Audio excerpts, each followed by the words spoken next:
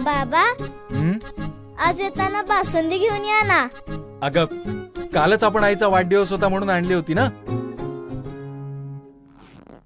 ऐकलं? हं.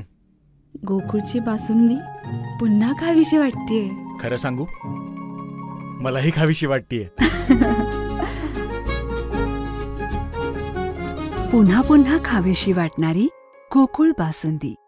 मुलीला दिले जीवन, मात्र आईचा झाला दुर्दैवी अंत.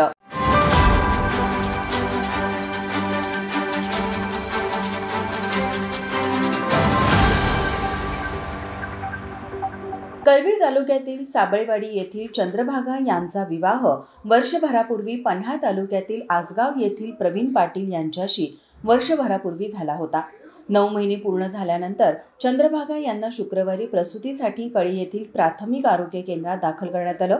परिस्थिती गुंतागुंतीची होत असल्यामुळे शनिवारी त्यांना पुढील उपचारासाठी CPR रुग्णालयात आणण्यात आलं.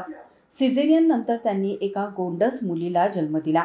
मात्र बाळ जन्मल्यानंतर चंद्रभागा यांचा रक्तस्राव थांबला नाही.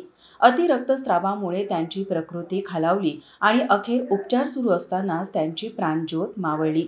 या दुर्दैवी घटनेमुळे संपूर्ण आसगावात हळहळ व्यक्त केली जात आहे. माझा महाराष्ट्र न्यूज, कोल्हापूर.